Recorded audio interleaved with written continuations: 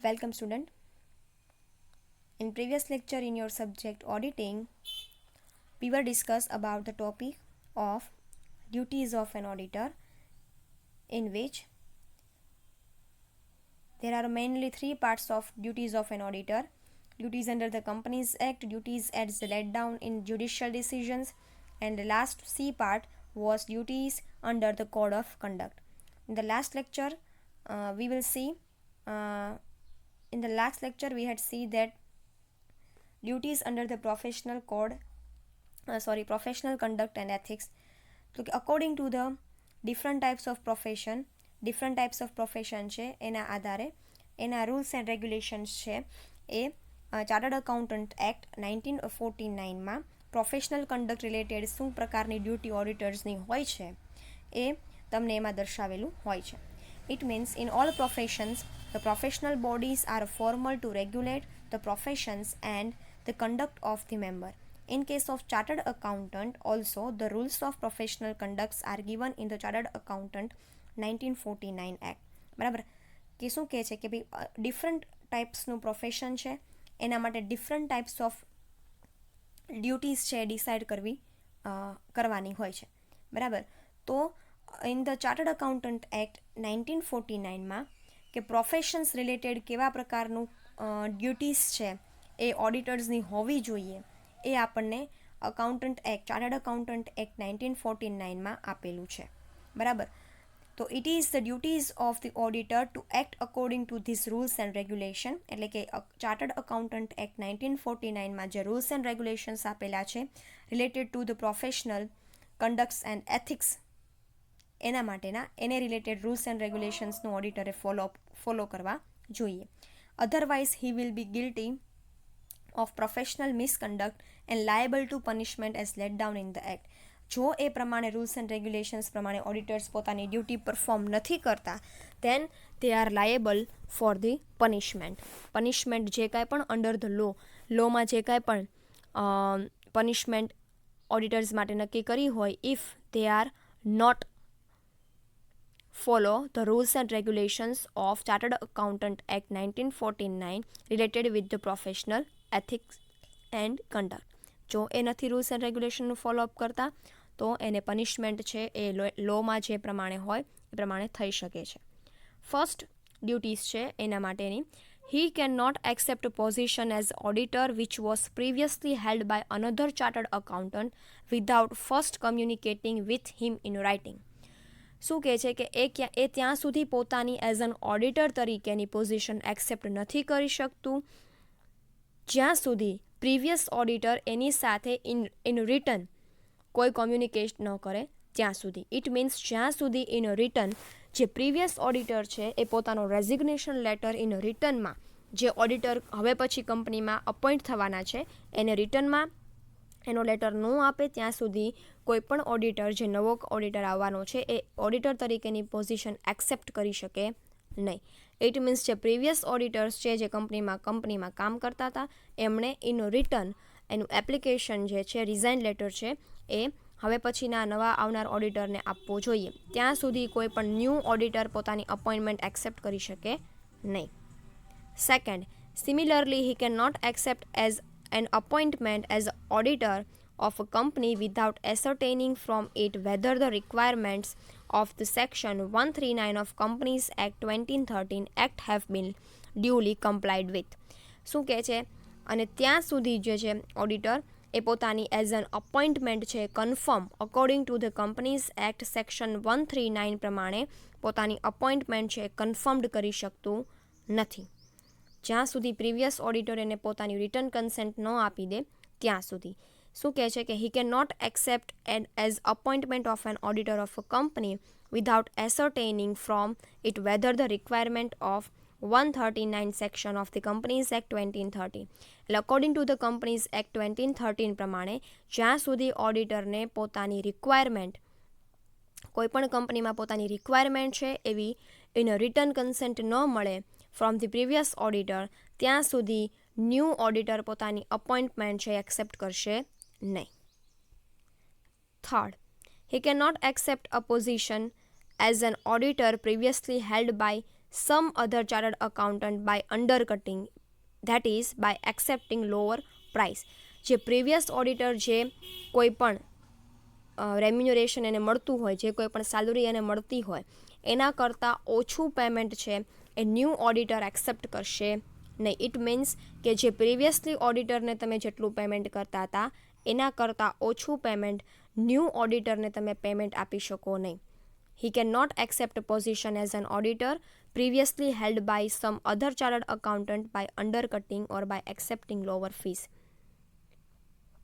એટલે શું કહે છે કે મેં તમને કીધું એમ કે ભાઈ જે previously auditor as a auditor તરીકે કામ કરતો હોય એના કરતાં અંડરકટિંગ, એના કરતાં ઓછું સેલરી છે એ તમે ન્યૂ ઓડિટરને આપી શકો નહીં, અને જો તમે આપો તો એ એની પોઝિશનને એક્સેપ્ટ પણ કરશે નહીં. પછી છે fourth, he should not allow a person who is a member of institute or a member not being his partner to sign on his behalf or on behalf of his firm any balance sheet, profit and loss account, report or financial statement. શું કહે છે કે he should not allow a person, એટલે કે auditor જે છે એ who is a member of institute or a member not a being his partner, મતલબ કે જ્યારે કોઈ એક પર્ટિક્યુલર ઓડિટર એક કરતાં વધારે કંપનીમાં કાર્ય કરતો હોય ત્યારે he is not allow a person to who is the member of institute or who is member of institute or member not being his partner to sign on his behalf or on behalf of his firm any balance sheet, profit and loss account and report or financial statement. એના બિહાફમાં કોઈ અધર member જો એની sign જે છે on the balance sheet and on the profit and loss account ઉપર કરે તો એ એની permission નથી. It means એવું કહેવા માગે છે કે ધ ઓડિટર, જે કોઈ પણ પર્ટિક્યુલર કંપનીમાં જે ઓડિટર છે એ ઓડિટર છે એ કોઈ પણ બીજી કંપનીના મેમ્બરનું કે કોઈ પણ બીજી કંપનીના સભ્યો હોય એનું કોઈ પણ પ્રકારના પ્રોફિટ એન્ડ લોસ અકાઉન્ટ કે બેલેન્સ શીટનું સાઇન આઉટ કરવા માટે લાયેબલ નથી.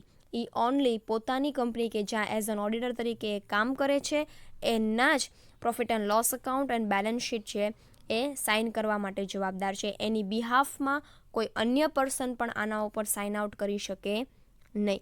ઇટ મીન્સ કે કોઈ અન્ય મેમ્બર્સ છે એ પોતાના કંપનીના અકાઉન્ટ્સ ઉપર કોઈ પ્રકારની સાઇન આઉટ કે એના બદલાને ઓડિટરના બદલે કોઈ પ્રકારનું ચેકિંગ જે છે એ ઓડિટર સિવાય, જે પોતે કંપનીનો જે ઓડિટર છે એ પોતે એ કંપનીના હિસાબોનું જ ઓડિટિંગ માટે ઉપયોગમાં લઈ શકે છે.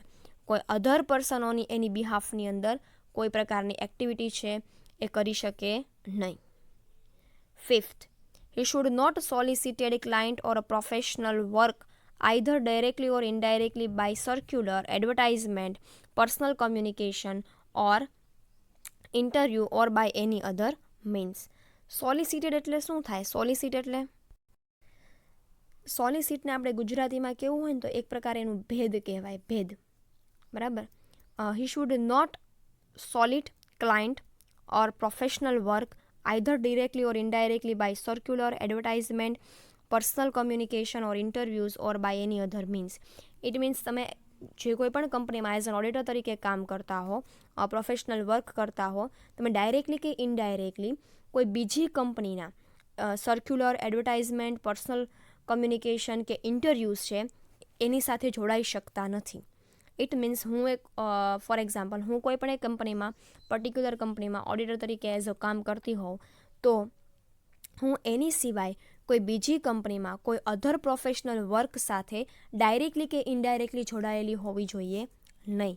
ઇટ મીન્સ કે હું કોઈ પણ અધર કંપનીમાં ડાયરેક્ટલી કે ઇનડાયરેક્ટલી કોઈ પ્રકારના સર્ક્યુલર, કોઈ પ્રકારની એડવર્ટાઇઝમેન્ટ રિલેટેડ વર્ક, કોઈ પ્રકારના પર્સનલ કમ્યુનિકેશન કે કોઈ પ્રકારના ઇન્ટરવ્યૂ એ કોઈ પણ પ્રકારના મીન્સથી હું કોઈ અધર કંપની સાથે જોડાયેલી હોવી જોઈએ નહીં. હું જે કંપનીમાં કામ કરું છું એઝ એન ઓડિટર તરીકે એની બહાર, એ કંપનીની બહાર કોઈ પણ પ્રકારના કામ છે, પ્રોફેશનલ વર્ક છે, એની સાથે હું ડાયરેક્ટલી કે ઇનડાયરેક્ટલી જોડાયેલી હોવી જોઈએ નહીં. એવા પ્રકારનું ઓડિટરની એક ડ્યુટીઝ છે. Sixth, he should not pay directly or indirectly any share, commission or brokerage in a fees or profit of a professional business to any person. તો કે ઓડિટર છે એ ડાયરેક્ટલી કે ઇનડાયરેક્ટલી કોઈ પણ વ્યક્તિને શેરના રૂપીઝ નથી પે આઉટ કરી શકતા, કમિશન નથી પે આઉટ કરી શકતા, કે પ્રોફિટનો અમુક પાર્ટ કોઈ પણ પ્રોફેશનલ બિઝનેસને એ પે આઉટ કરી શકતા નથી. He can make such a payment to the member of institute or to a partner or to a retired partner or to a legal representative of deceased partner. મતલબ કે જે એની કંપનીના members હોય એને એ payment કરી શકે છે, જે એના ઇન્સ્ટિટ્યૂટના મેમ્બર હોય એને એ પેમેન્ટ કરી શકે છે, રિટાયર મેમ્બરને, રિટાયર પાર્ટનરને એ પેમેન્ટ કરી શકે છે, લીગલ રિપ્રેઝેન્ટેટિવને એ પેમેન્ટ કરી શકે છે. But the outsider of business હોય એને ડાયરેક્ટલી કે ઇનડાયરેક્ટલી કોઈ પ્રકારનું પેમેન્ટ છે in form of share, in form of commission, in form of brokerage, in form of profit, in form of fee A payment કરી શકતા નથી. વાત અલગ છે કે જો એ મેમ્બર હોય છે ઇન્સ્ટિટ્યૂટનો તો એને પેમેન્ટ આપવું એ એની ફરજ છે, but the person who is not a member of a company એને ડાયરેક્ટલી કે ઇનડાયરેક્ટલી કોઈ પ્રકારનું પેમેન્ટ છે આપી શકતો નથી shareholders auditor. He should not allow any person to practice in his name as a chartered accountant unless such a person is also a chartered accountant in a practice and as in a partnership with or employed by him. એટલે કે એ કોઈ પણ particular કંપનીમાં પોતાનું નામ as અન chartered accountant તરીકે બીજી કંપનીમાં આપી શકતો નથી. કોઈ પર્ટિક્યુલર કંપનીમાં એઝ એન ઓડિટર તરીકે હું કામ કરતી હોઉં then it's fine, બરાબર, કે જો હું એક એબીસી કંપનીમાં એઝ એન ઓડિટર તરીકે કામ કરું છું તો હું મારું એઝ એન ઓડિટર તરીકેનું નામ છે એબીસી કંપનીમાં બોલે છે, એ ફાઇન છે, એ લીગલ છે. બટ મારું નામ જ કોઈ બીજી કંપનીમાં એઝ એન ઓડિટર તરીકે બોલતું હોય તો એ લીગલ નથી. એટલે શું કહે છે કે he should not allow any person to practice in his name as a chartered accountant. એક પર્ટિક્યુલર કંપનીમાં એઝ એન ઓડિટર તરીકે અપોઇન્ટમેન્ટ થયા પછી એ કોઈ પણ અન્ય કંપનીમાં એઝ એન ઓડિટર તરીકે પોતાનું નામ પ્રેક્ટિસ કરવા દેતો નથી, સજેસ્ટ કરી શકતો નથી, એનું નામ બોલી શકાતું નથી. અનલેસ જો such a person is also a chartered accountant in practice and in partnership with or in employed by him. એ વાત અલગ છે કે એ કોઈ પણ કંપનીમાં પાર્ટનરશિપ તરીકે કામ કરતા હોય તો પોતાનું નામ છે એઝ એન ઓડિટર તરીકે સજેસ્ટ કરી શકે, એ વાત અલગ છે. અથવા તો એના વતી કોઈ પર્ટિક્યુલર પર્સનને એમ્પ્લોય કર્યો હોય ત્યાં એઝ એન ઓડિટર તરીકે તો એ પોતાનું નામ છે એ જાહેર કરાવી શકે છે. બટ તમે જ્યાં સુધી કોઈ એક કંપનીમાં એઝ એન ઓડિટર તરીકે કામ કરતા હો તો તમે કોઈ બીજી કંપનીમાં તમારું નામ આપી શકતા નથી. એ વાત અલગ છે કે જો તે કોઈ પાર્ટનરશિપ ફર્મમાં બે કંપની સાથે જોડાયેલો હોય તો વાત અલગ છે, અને અથવા તો એના દ્વારા જ કોઈ પર્ટિક્યુલર પર્સનને એઝ એન ઓડિટર તરીકે અપોઇન્ટ કર્યો હોય તો એ રેફરન્સ તરીકે પોતાનું નામ આપી શકે છે, બરાબર. Okay. 8th, he should not use any designation other than a chartered accountant. Of course, he can write the degree of a university or a title indicating membership of any other institutions recognized by a central government or by a council. શું કહે છે કે he should not use any other designation chartered accountant. પોતાનો હોદ્દો છે એનો વિશેનું clarification છે, એ ડેઝિગ્નેશન છે, એનું ચાર્ટર્ડ અકાઉન્ટન્ટ છે એ પોતાનું ડેઝિગ્નેશન છે એ આપી શકે છે. શેના ફોર્મમાં? તો કે જ્યાંથી એને ડિગ્રી પ્રાપ્ત કરી હોય ત્યાંથી. he can write the degree of a university of or a title of indicating membership of any other institution recognized by central government by the council. મતલબ કે એ સીએ તરીકે પોતાનું ડેઝિગ્નેશન છે એ કોઈપણ જગ્યાએ ઓડિટર તરીકે હોય એ કંપની સિવાય કોઈપણ જગ્યાએ છે પોતાનું ડેઝિગ્નેશન છે એ યુઝ નથી કરી શકતા. એક વસ્તુ અલગ છે કે એ જે કોઈ પણ પર્ટિક્યુલર યુનિવર્સિટીમાંથી એને ડિગ્રી પ્રાપ્ત કરી હોય એ ડિગ્રી એ યુનિવર્સિટીનું નામ એ લખી શકે છે, અથવા તો કોઈ પર્ટિક્યુલર ઇન્સ્ટિટ્યુશનમાંથી એણે સીએ તરીકેની ડિગ્રી મેળવી હોય, બરાબર. ગવર્મેન્ટ સંસ્થાઓ હોય છે, ગવર્મેન્ટ ઇન્સ્ટિટ્યુશન્સ હોય છે પર્ટિક્યુલર, એમાંથી જ્યારે એણે સીએ તરીકેની ડિગ્રી મેળવી હોય તો એ ડિગ્રી કે યુનિવર્સિટીનું નામ લખી શકે છે, એ એની ફરજમાં આવે છે, બરાબર. 9th, if he fails to obtain sufficient information and express his opinion on insufficient material, he will be guilty of professional misconduct. અથવા શું કહે છે કે he fails to obtain sufficient information and express his opinion on insufficient material, મતલબ કે જે કોઈ પણ પર્ટિક્યુલર મેટર હોય એમાં એની જે ઇન્ફોર્મેશન છે એ સુફિશિયન્ટ નથી આપી શકતો. ફોર એક્ઝામ્પલ, કોઈ પર્ટિક્યુલર મેટર છે ને એમાં એ ફેલ થઈ જાય છે, પર્ટિક્યુલર ઇન્ફોર્મેશન 100% સાચી છે કે ખોટી, સુફિશિયન્ટ ઇન્ફોર્મેશન આપવામાં એ ફેલ થઈ જાય છે, અથવા તો કોઈ પોતાનું ઓપિનિયન છે એ કોઈ ચોક્કસ પર્ટિક્યુલર ઓપિનિયન છે એ નથી આપી શકતો related with the particular matter, તો એને પ્રોફેશનલી મિસકન્ડક્ટ કર્યું છે એવું કહેવાય. મતલબ કે પ્રોફેશનલી એણે પોતાનું કામ પ્રોપરલી કર્યું નથી એવું સાબિત થાય છે. એને સિમ્પલ વર્ડ જો મારે તમને કહેવું હોય તો એમ પણ કહી શકાય કે જ્યારે ઓડિટરની પાસે કોઈ પર્ટિક્યુલર મેટર માટે ઇન્ફોર્મેશન માગવામાં આવી હોય અને એ ઇન્ફોર્મેશન એ પ્રોપરલી પૂરી નથી પાડી શક્યો, પ્રોપરલી એ ઇન્ફોર્મેશન છે એ પોતાના રિપોર્ટમાં નથી જણાવી શક્યો, ધેન એ છે એ પ્રોફેશનલી મિસકન્ડક્ટ કર્યું છે એવું કહેવાય. તો આ હતી ઓડિટર્સની duty in related with the duty under the professional code of conduct and ethics. તો અહીંયા ઓડિટર્સની ડ્યુટીઝ છે પૂરી થાય છે, બરાબર. Now the next topic of the unit number 1, and it is the last topic, that is the liabilities of auditor. Auditors liabilities, બરાબર. ઓડિટર્સની liabilities શું છે એ આજે હવે આપણે જોવાના છીએ, જે તમારા યુનિટનો લાસ્ટ ટોપિક છે. તો ઓડિટર્સની જે લાયબિલિટીઝ છે એ મુખ્ય મેઇનલી 2 પાર્ટ્સમાં ડિવાઈડ થાય છે. One is liability under common law અને second is civil and criminal liability under the statute law. 2 પ્રકારની લાયબિલિટીઝ છે, એક under the law, common law, અને એક છે સિવિલ અને ક્રિમિલિયર લાયબિલિટીઝ. અને મોસ્ટલી એક્ઝામમાં તમારે આ લાયબિલિટીઝ છે એ ઇન ડિટેલ પૂછાય છે કે explain the civil and criminal liabilities of an auditor in a detail, બરાબર. એ તમારે વારંવાર એક્ઝામમાં પૂછાય છે. સો આજે આપણે ખાલી એક કહેવાય ને કે એક સ્ટાર્ટિંગ જોઈએ છીએ લાયબિલિટીઝનું. ડ્યુટીઝ પૂરી થઈ ગઈ છે એટલા માટે કે લાયબિલિટીઝ છે એ મેઇનલી 2 પાર્ટ્સમાં ડિવાઈડ થઈ છે. First is liabilities under the common law and second is criminal liabilities and civil liabilities and criminal liabilities under the statute laws. Civil liabilities and criminal liability, હવે એની liability under the law, common લોની અંદર પડે છે બીજા 2 parts, કહેવાય ને કે સબ પાર્ટ્સ પડે છે. એ છે civil liabilities for a negligence towards clients and civil liabilities for a negligence towards the third party, બરાબર. સિવિલ લાયબિલિટીઝ અને ક્રિમિનલ લાયબિલિટીઝ કોને કહેવાય એ સમજીએ પછી આપણને એના અંદરના જે ટોપિક છે એ વધારે ક્લિયર થશે. બટ આ ચાર્ટ છે તમારે યાદ રાખવો ઇમ્પોર્ટન્ટ છે. અને ક્રિમિલિયર લાયબિલિટીઝ અને સિવિલ લાયબિલિટીઝની અંદર સબ પોઈન્ટ પડે છે એ છે under the companies act 2013 and under the Income Tax Act 1961, બરાબર. So the criminal liability occurs when an act considered to be the wrong against the society is committed. એટલે કે creamy layer liabilities ક્યારે આવે તો કે ક્રિમિલિયર લાયબિલિટીઝ ત્યારે આવે જ્યારે it consider to be a wrong against the society and committed. સોસાયટીની અગેન્સ્ટમાં જઈને તમે જે કંઈ પણ ખોટું કાર્ય કરો છો, બરાબર. The creamy layer liability occurs when the act considered to be wrong against the society it's committed.